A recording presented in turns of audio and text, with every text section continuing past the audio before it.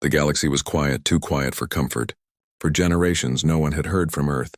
It was just a story now. Something parents told their children about the ancient race that burned itself out.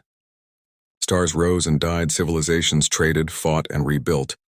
But the humans were gone. At least that was what everyone believed. Then, one silent night in the Auran Dominion, a forgotten satellite deep on the rim of the Orion Line began to hum again. A junior officer named Kalri was the first to notice it. He was tired, half asleep, scrolling through static readings when the pattern appeared. 3 short pulses, 1 long. 3 short again. A simple human code from ancient times. His hands trembled as he leaned closer to the console. It could not be real. Earth had been gone for 1,000 years. But the data was clean, no drift, no decay. The signal was not old. It was broadcasting now. He called his superior, who dismissed it as interference. Yet within hours, stations across the Dominion reported the same thing. The same pulse repeating every 6 minutes, growing stronger with each cycle. The scientists said it came from deep space, far beyond mapped sectors. But that was not what scared them. What scared them was the origin tag hidden inside the transmission. It matched Earth Fleet Command. Panic spread like fire. The Senate of the Auran Dominion convened in emergency session. Old alliances stirred. The vast Imperium closed its borders, remembering the ancient wars with humans. Merchants stopped their long-range trade routes. The stars seemed smaller, darker. Everyone wanted to know the same thing: if humanity was truly gone, who was sending their code? Kalri could not let it go. He studied every line of data until his eyes burned. The message was not random. It contained a set of coordinates, impossible ones, located beyond the edge of navigable space. The Dominion had no stations there, no records of travel. It was a dead zone, a place where gravity twisted and light vanished. Yet the signal came from within that void, steady and patient like a heartbeat waiting to be found. Days passed. Then weeks. More signals followed. Different frequencies, all human in structure, some carrying faint whispers of words. Most were indecipherable, but one phrase repeated clearly: "We are returning." Kalri played it again and again in the dark control room. The voice was calm, deep, and human. No machine distortion, no glitch. A living voice.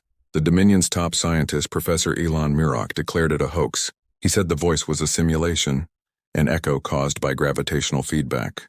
But when Kalri sent him the latest data, even Murak grew silent. The signal had evolved. It was now rewriting local space, bending energy patterns no technology could explain.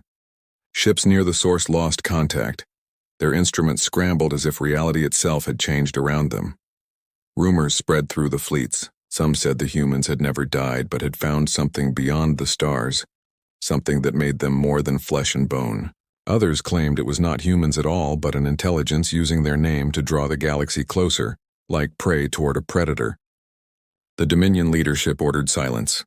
They blocked transmissions, erased public archives, and sent their most advanced ships to investigate. None returned. Kalri was assigned to the next recon unit, a fleet of 20 ships heading into the coordinates.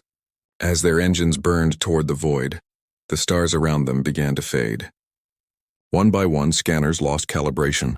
Compasses spun without direction. The void swallowed everything.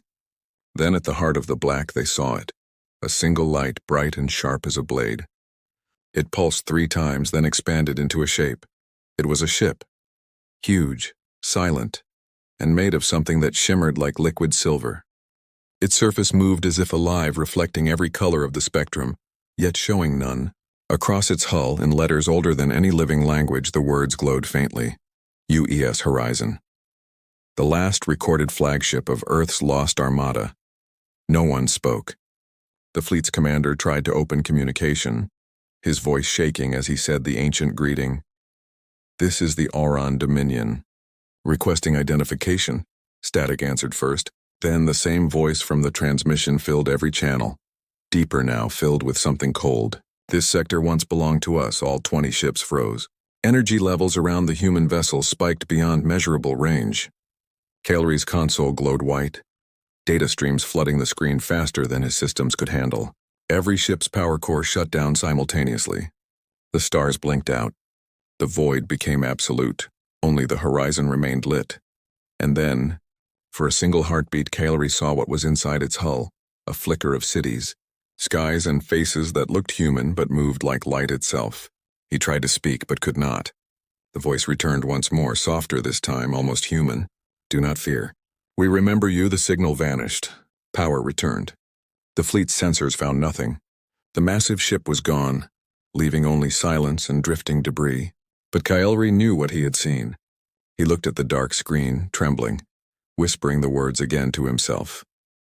We are returning. That night, as the fleet limped home, the Dominion's long-range sensors picked up another pulse. Not one signal now, but 1,000. From every corner of the galaxy, human codes reawakened. Ships once thought lost lighting up like ghosts in the dark.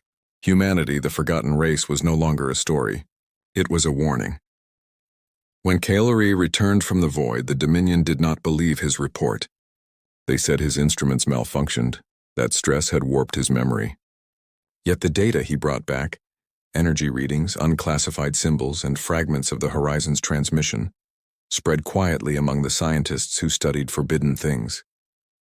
Within weeks, strange stories began to surface. Patrol fleets were vanishing without distress calls. Entire planets near the outer borders had gone dark.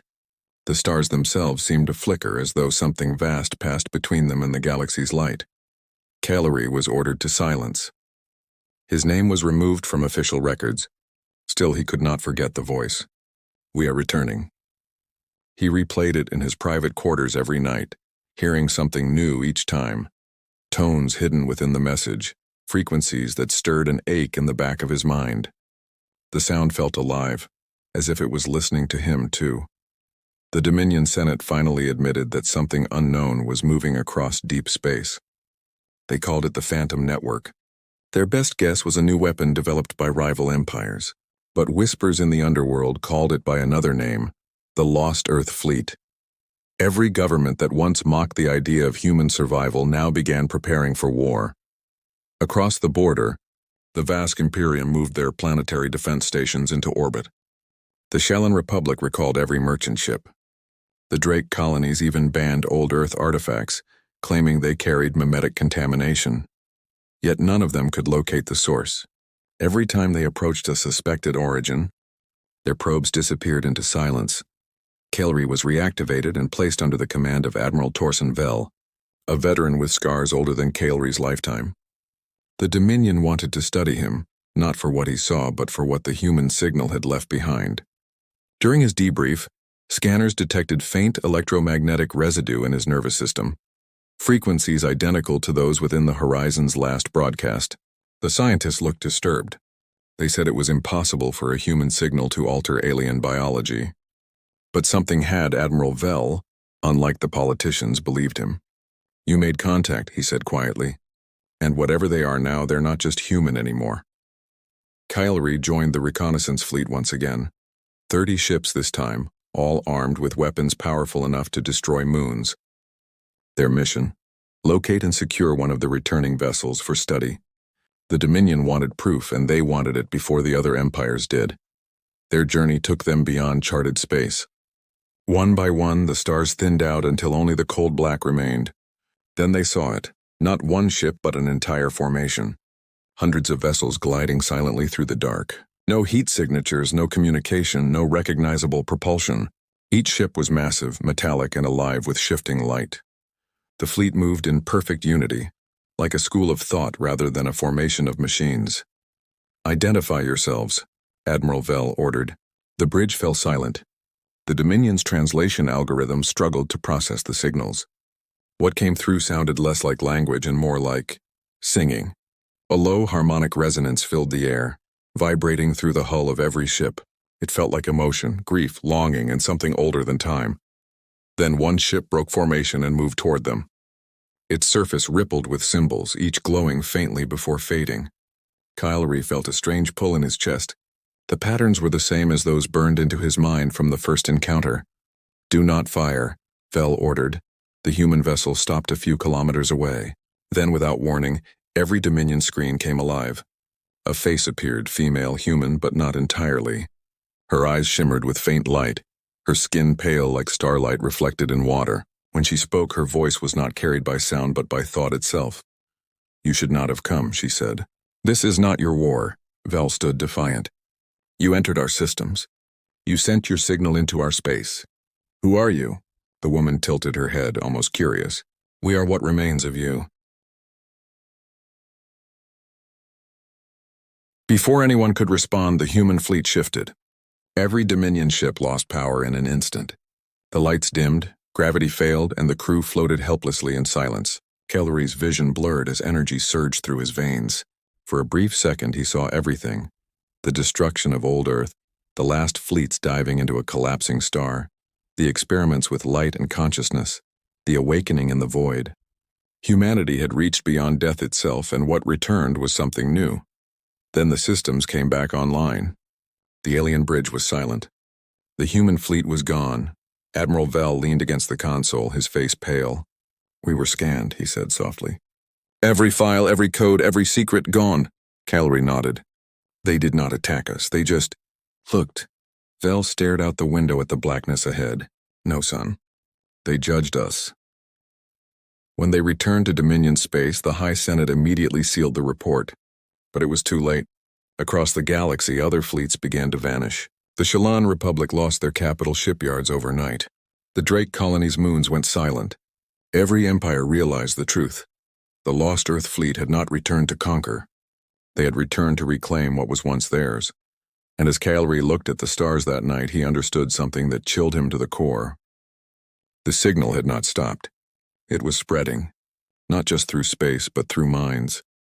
Every being who had heard the message began to dream of the same thing, a horizon made of light, and a voice whispering gently, "We are returning." The galaxy had long forgotten humanity, but humanity had not forgotten the galaxy. No one in the Dominion slept peacefully after the second encounter. Every government swore silence, but fear traveled faster than any signal. Scientists spoke in whispers about the energy the human fleet used, a force that defied all known physics.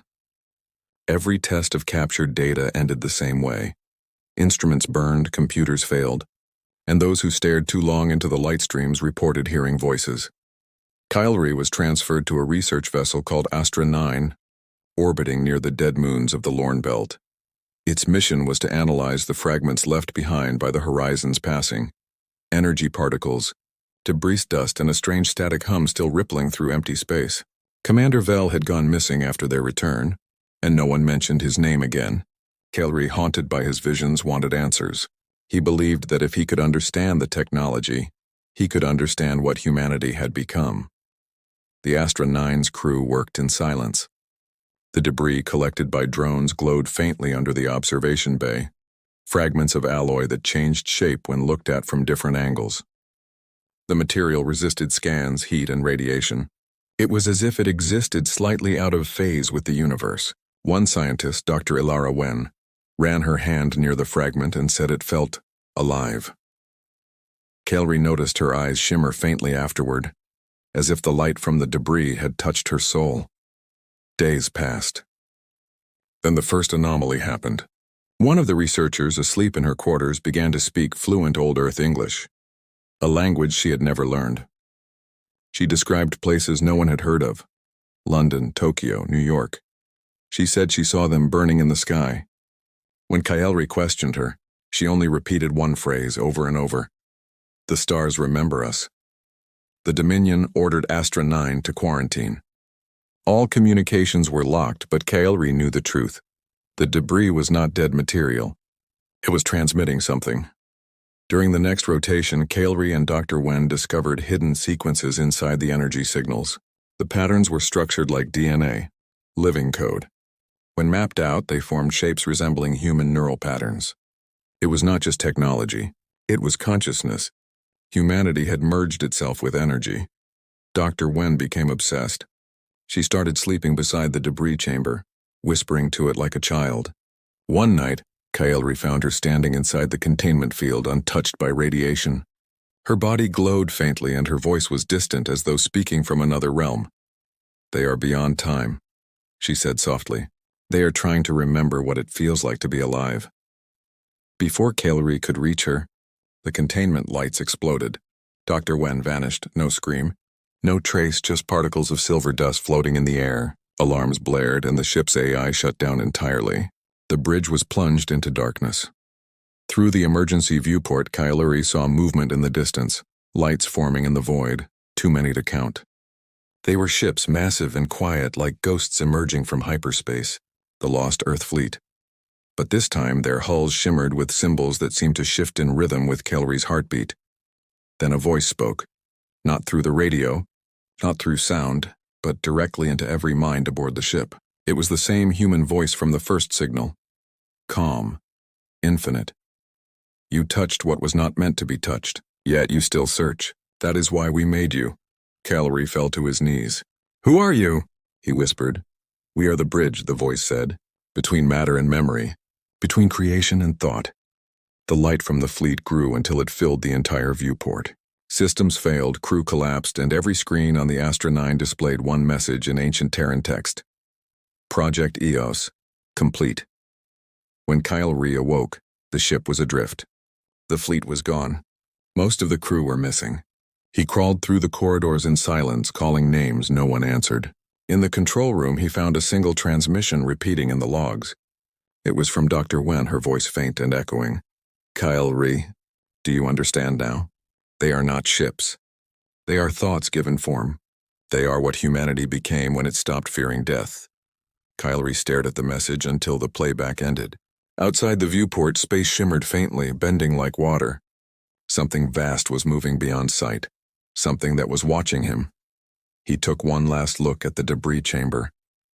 The fragments that once shimmered now pulsed in steady rhythm, 3 short beats, 1 long.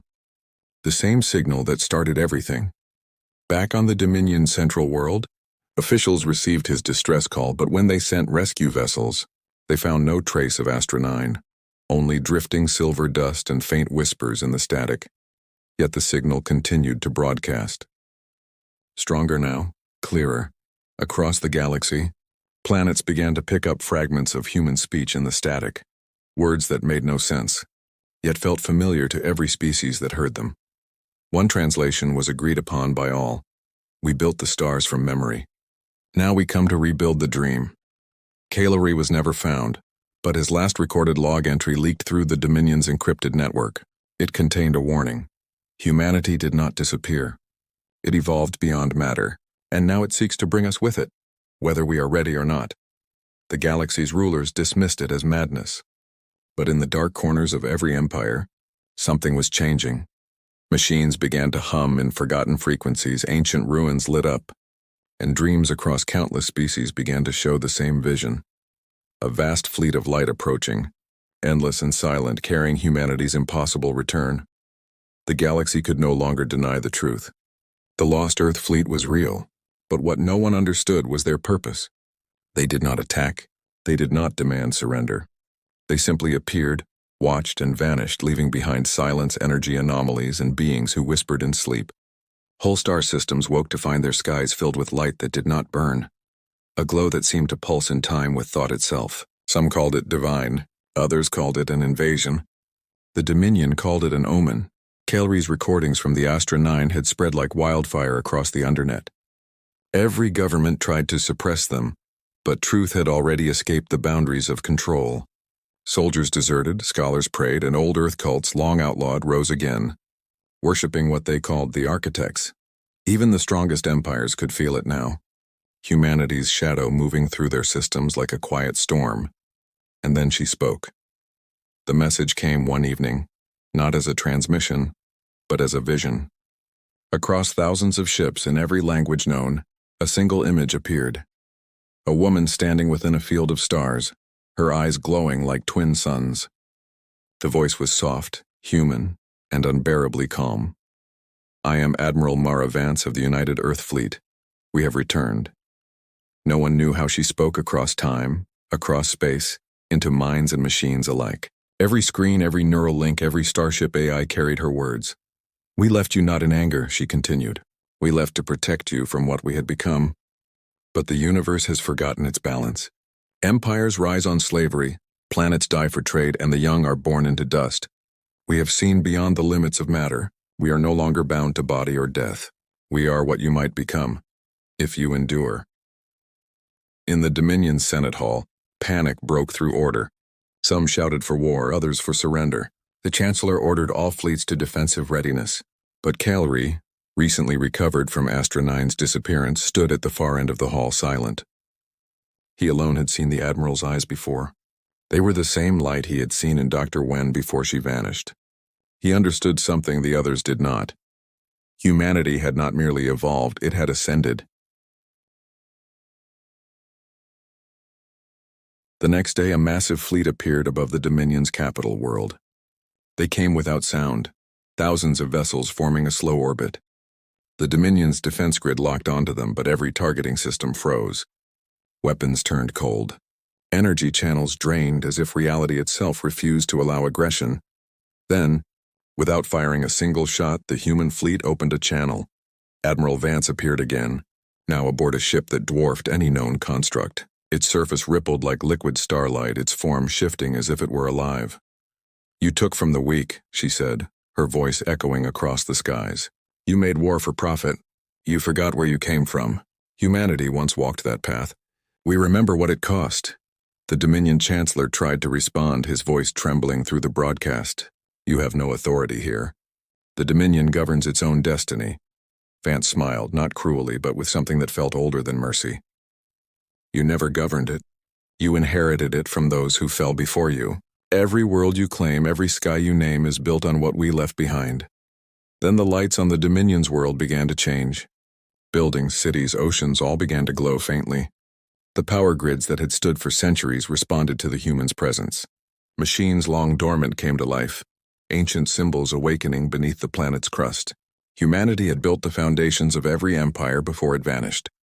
Now it was reclaiming them. Hillary watched the sky turn silver as Admiral Vance raised her hand. A beam of soft light descended to the surface, not destructive but warm. He stepped forward instinctively, drawn toward it. The light enveloped him, lifting him upward, and when his eyes opened again, he was aboard the flagship Eos Prime. The ship was unlike anything he had imagined. There were no corridors, no metal walls, only open space filled with moving patterns of energy and light. In the center stood Admiral Vance, her form shifting gently between human and something else. "Kaelri of the Oron Dominion," she said. "You were the first to listen. You were the first to believe." He could barely speak. "What are you now? Machines? Spirits?" She shook her head. "Neither. We reached beyond what you call time. We learned that thought and matter are the same, echoes of creation. We became caretakers of the pattern that birthed us all." He stared at her, his pulse steady but his mind screaming. "Then why return? Why reveal yourselves now?" Her gaze turned distant, sorrowful, "Because the universe is dying again. The same decay that took our Earth is spreading through the stars. The cycle repeats, and this time it is not just humanity that will fall, it is everything." Calry's voice broke. "Can we stop it?" Vance's expression softened.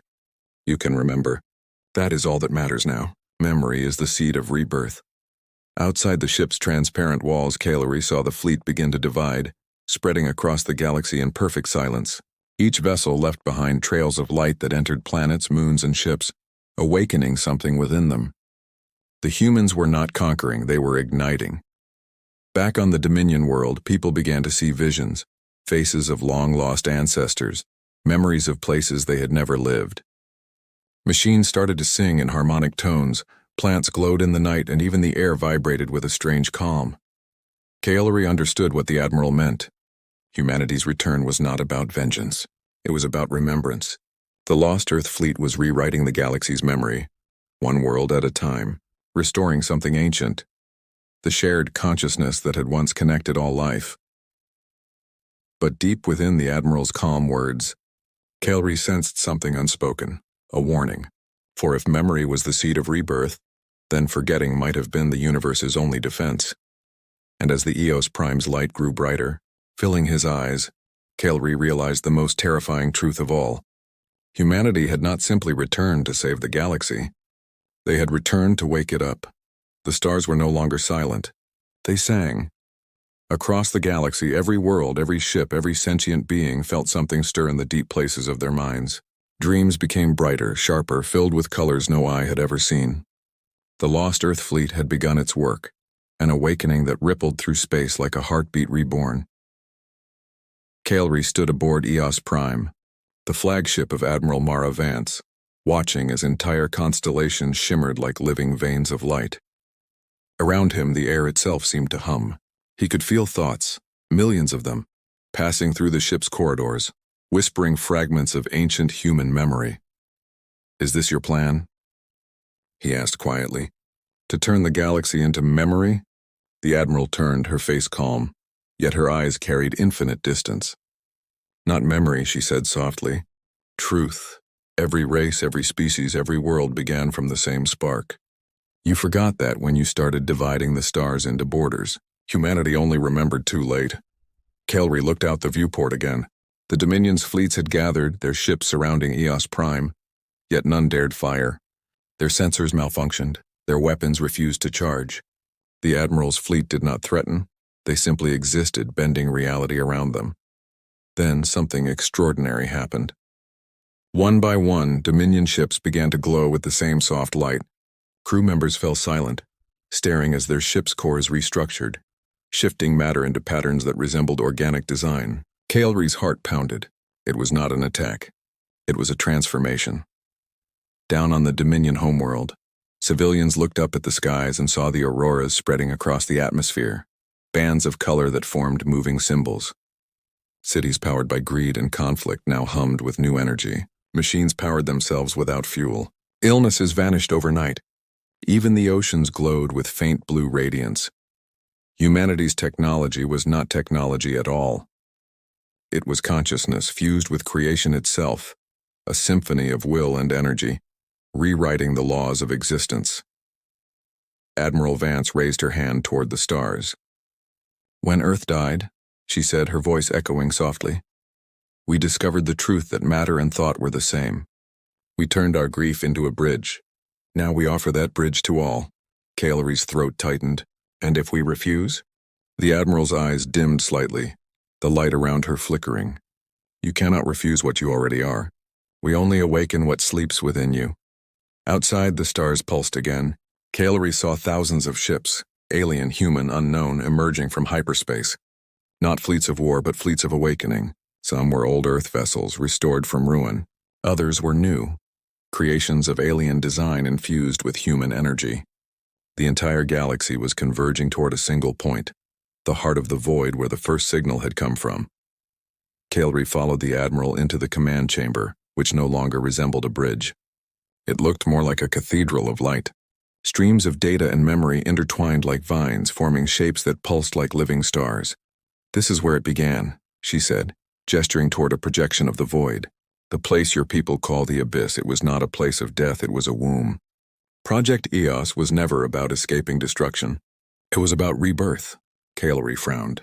"You turned yourselves into something beyond flesh." Vance nodded. "We shed what could die, but it cost us everything. We lost our sense of being alive. For centuries we wandered in the dark, remembering warmth but never feeling it. Then your signal reached us, your fear, your wonder, your defiance. It reminded us who we were. Humanity returned because the galaxy called to us." Kelry's mind reeled. "You mean, we summoned you?" "In a way," she said with a faint smile. "The universe remembers harmony. It will not allow extinction to go unanswered." Suddenly, alarms echoed through the Dominion fleet. One of their admirals, desperate and terrified, had ordered a full-scale assault. Thousands of plasma bolts and missiles tore through the void, aimed directly at Eos Prime. But the human flagship did not move. The projectiles slowed mid-space, their trajectories bending as if caught in invisible hands.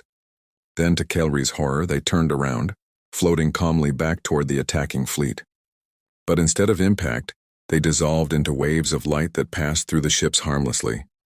When the light faded, the Dominion fleet was gone.